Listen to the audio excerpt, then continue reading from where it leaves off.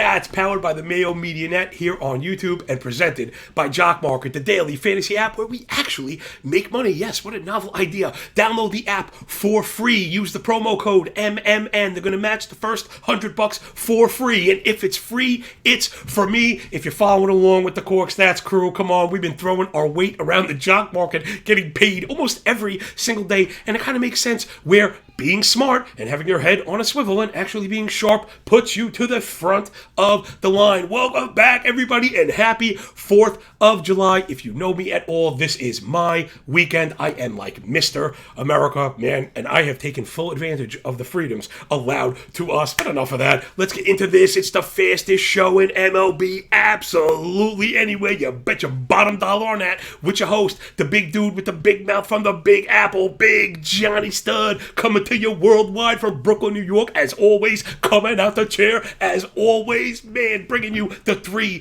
pillars of profit we're doing daily, DFS, Jock Market, but it is going to overlap into total base props. We are just doing it all. I got fantasy news and notes coming off of the weekend, and then we're going to go, and we got some bets. I got some total base props. I've been loving these at these beautiful odds. Keep that win percentage down so we can actually make money, and then we don't have to be apologizing hat in hand to our significant others. All right, let's get into the first pillar of profit, as always, here on the Mayo Media Net. Please rate, review, and subscribe to the audio-only pod. I'm going to ask you to press that cartoon thumbs up button in a minute or two once I think I've earned it. Here we go, everybody. It's the stack attack.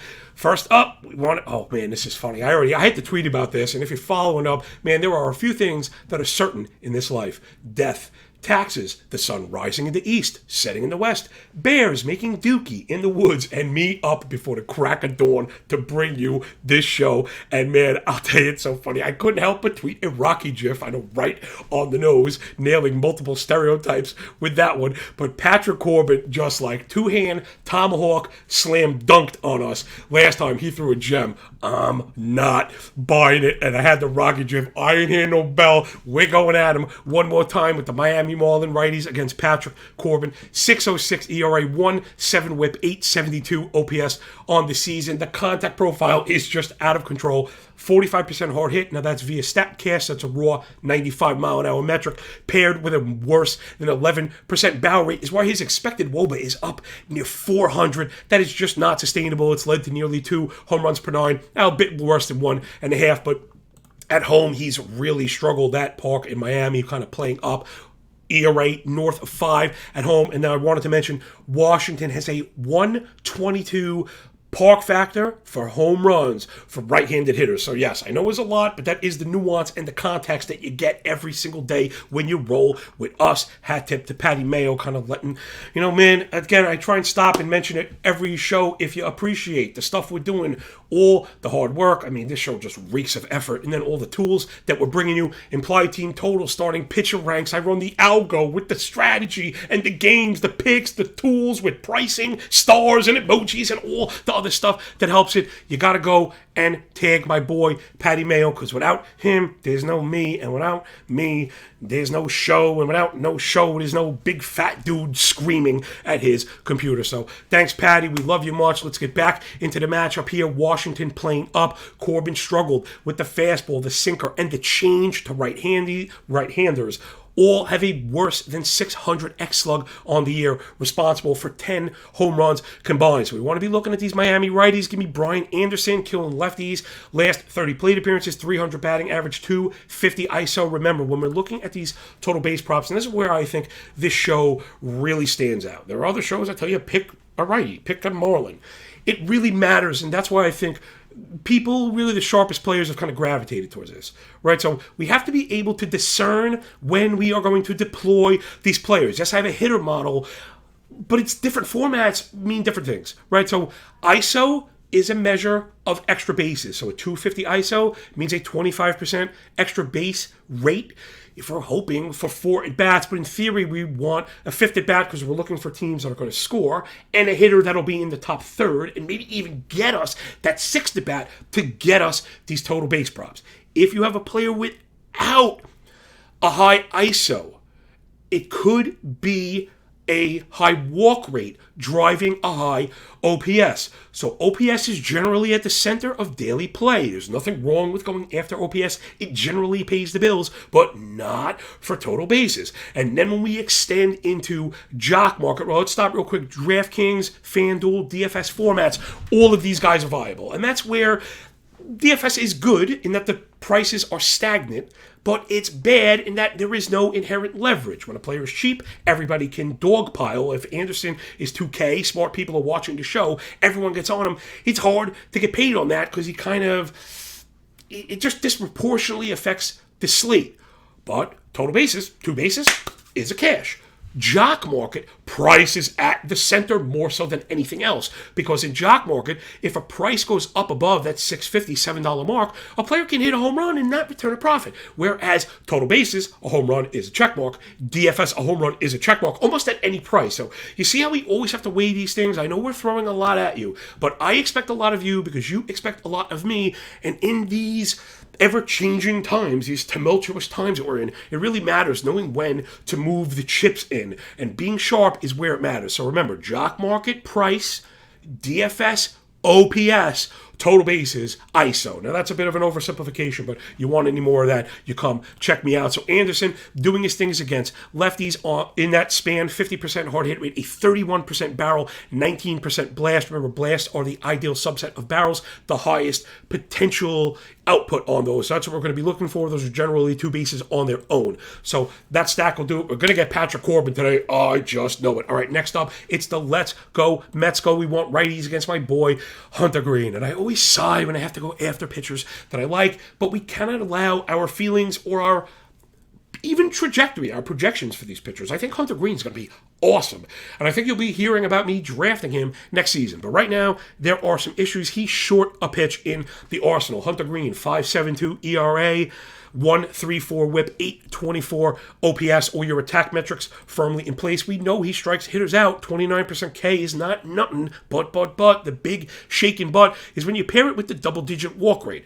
Keep going, 13% swing and strike. That's how you get out of trouble. But a 30% O swing is at least 10% worse than average. So what's happening here is Green, when not getting ahead, he does not induce chases, must come in the zone. And that's when that contact profile rears its ugly head. 54% fly ball, 10% blast, 2.5 home runs per 9. I mean, that's exactly how the formula is going to work out. 54 fly ball and 11 blast is 2.5 home runs per 9. 5.87 ERA at home so far, year to date, 9 home runs in his own building, 904 OPS on the year to righties. Very hard to sustain when you're giving up a 900 OPS to the majority of hitters, and the culprit is really the fastball. Not that the fastball is terrible, there just is not enough behind it. Year to date, 45% use, so there's part of the issue. That's too much of a use. That's a hyper usage. 45% use is a hyper usage with an 800 X slug. So just think about the math there. 45 use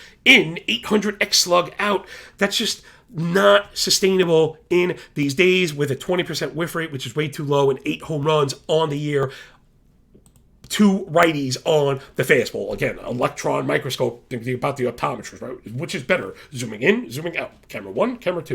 And that's the things that we do because I truly believe, especially when it comes to total base in daily play, it's this very laser-focused, granular analysis that will get us there. You saw this last week when I was getting all types of tweets. I was even on John Anderson's podcast, people wondering why we like Nick Castellanos when, he was so terrible for so long. How could you pick him to hit a home run against Ian Anderson? And yes, he did just that because he hits fastballs. He kills right-handed fastballs, and we knew we were getting a hyper usage and all these things that I was just rambling on about. All right, let's get up into the hitters specifically. We're going to be looking for my boy, Big Meat Pete, the polar bear, Pete Alonso. Last 64 plate appearances against righties, a 333 batting average, 404 ISO, so 40% isolated slugging, 40% extra base rate there, which is phenomenal. 1100 OPS, 45 hard hit, 16 barrel. Every one of those a blast has led to 7 home runs in that span. 17 blast year to date against right-handed fastballs.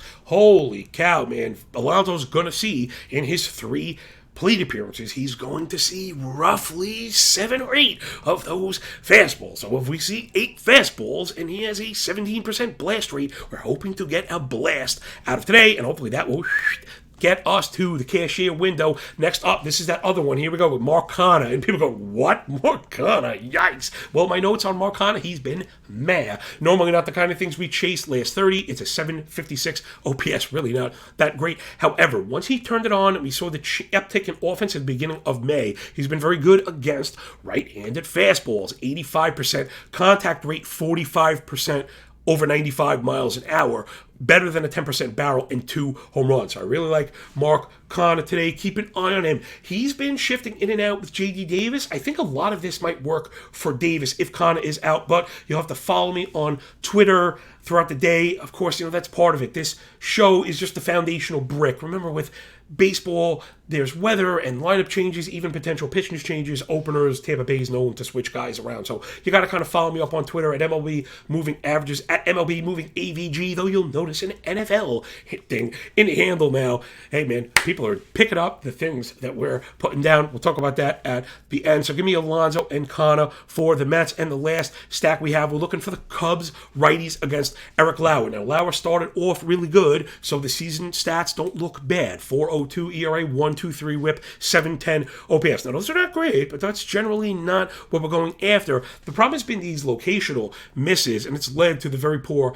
contact profile. He's not keeping the ball down. That's the major issue. 44 fly ball plus 11 barrel equals what? Yes, you in the back, 1.8 home runs per 9. There was a drop in velo just when this started going south for him, and it's begun to recover. It's not fully back, and you have to wonder if maybe there's some kind of injury going on, because he's been really bad last 7 times out. 6.14 ERA, 1.55 whip, and 9 home runs in those 7 games. That's only 36 innings, really out of character. Righties have a better than 900 OPS and 9 home runs in that span, so you see it up on the board for the audio-only listeners. Let's get my boy Wilson Contreras year-to-date against Southpaws. 74 plate appearances. It's a 340 batting average, 470 ISO, better than 1,200 OPS, 61% hard hit, 13 barrel has led to those 7 home runs, right? So I always like to bring a little bit of the input with the output, because it's just not always about what happens after the ball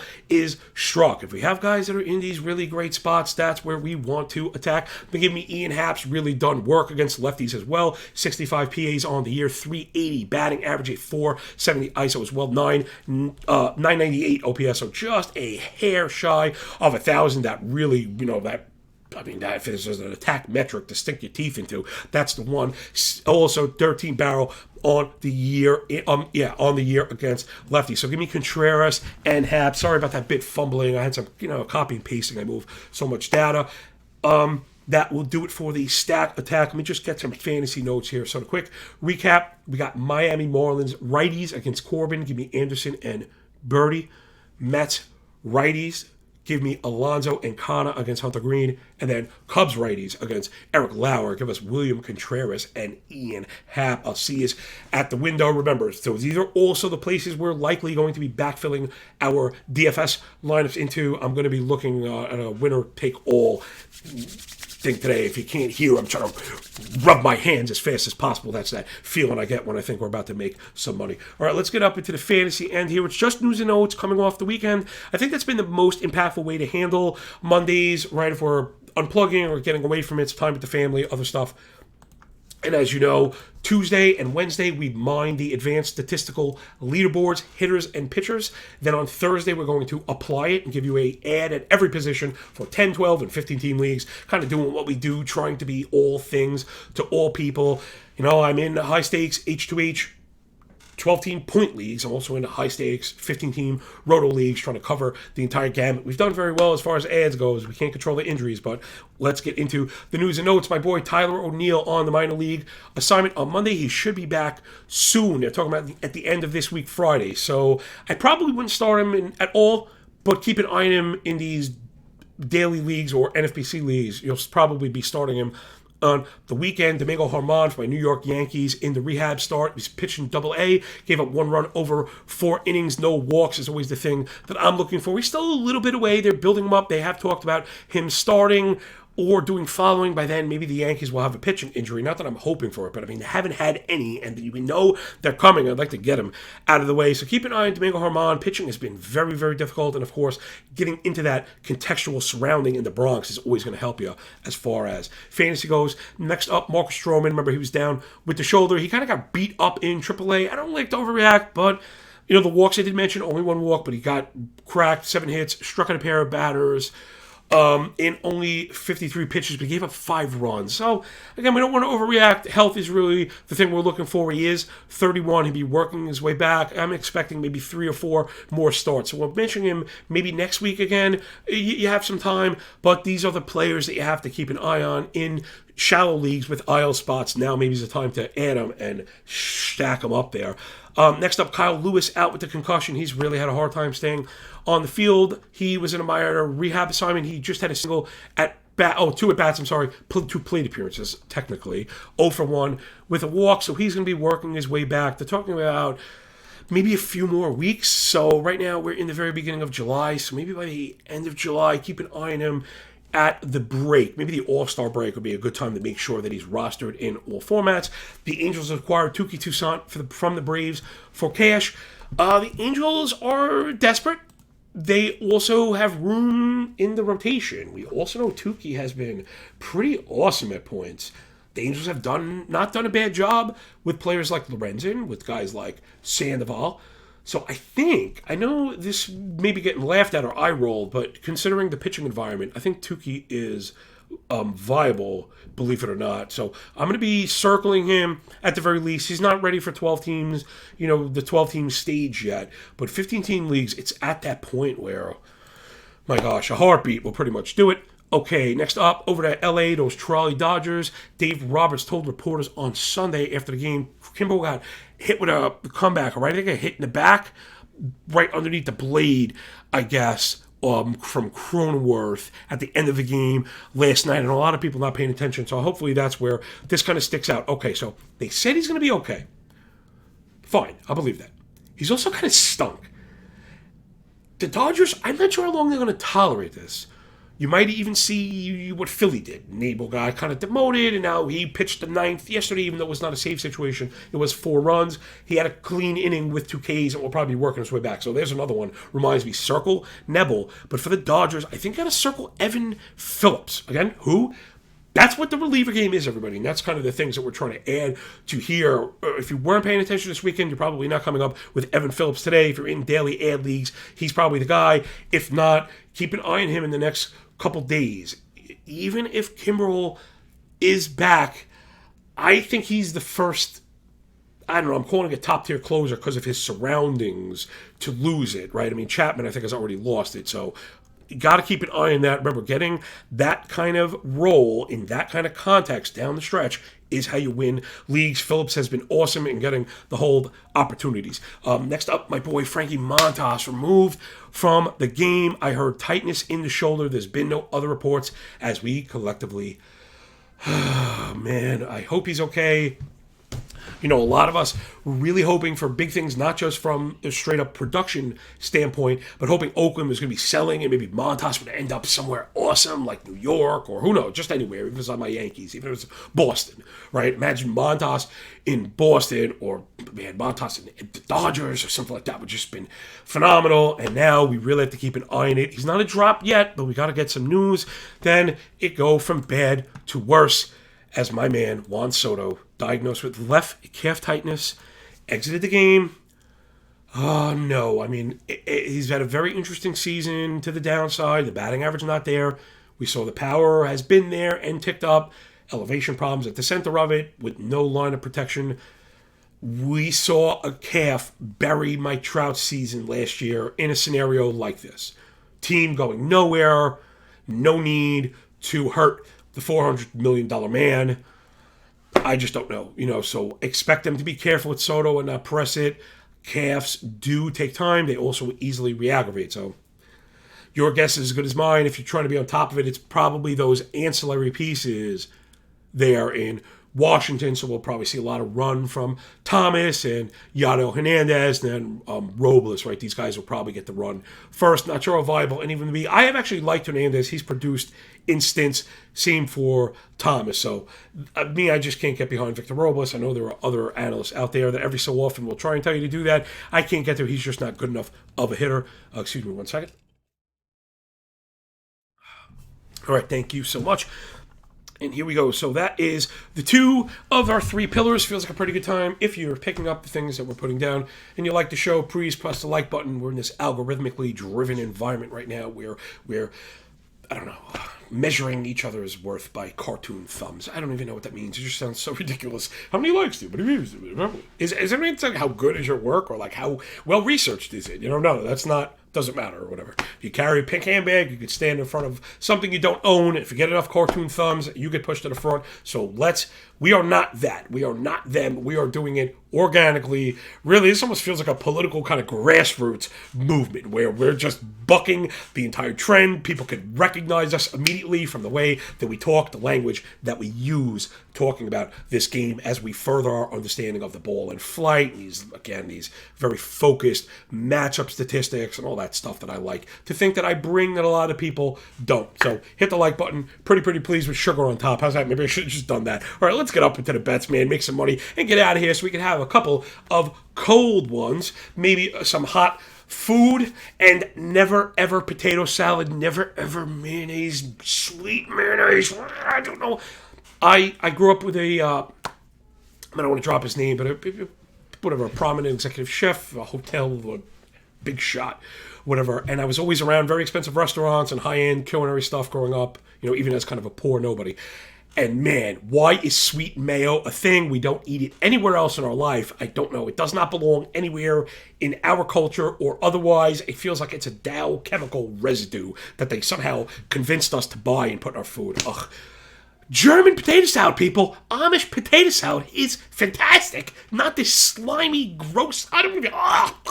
Just thinking about it. Just thinking about it's making the vein in my forehead pop out. All right. The best cure for that is money. Let's get down and do it.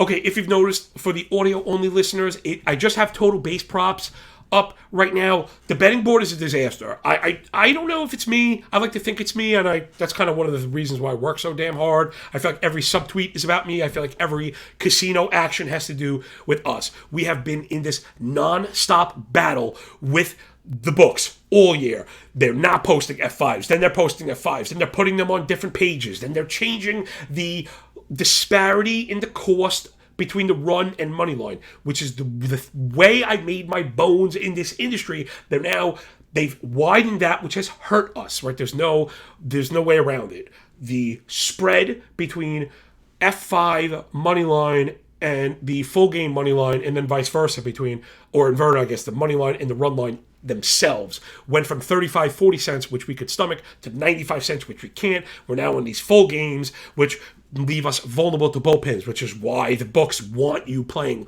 9 innings and not 5. They don't want you getting your money back in the push, which we like, right? So we're identifying the things that matter. They've identified that. We've identified the things that matter. So we've got this kind of Star Wars, Revenge of the, Return of the Jedi, and Empire Striking Back, Return of the Sith, Revenge of this. I forgot. I've lost track. I actually like those movies, but I've just kind of lost track. All right, that's enough of that. Let's get into this. It's a total base props. If you've noticed, I was able to take us up right to the end here because we already did the analysis. I am in love with the pricing on these bets. I can put it pretty briefly. There is not a plus 140 bet on the board. Again, audio-only listeners, I'm referring to Brian Anderson, who we mentioned before.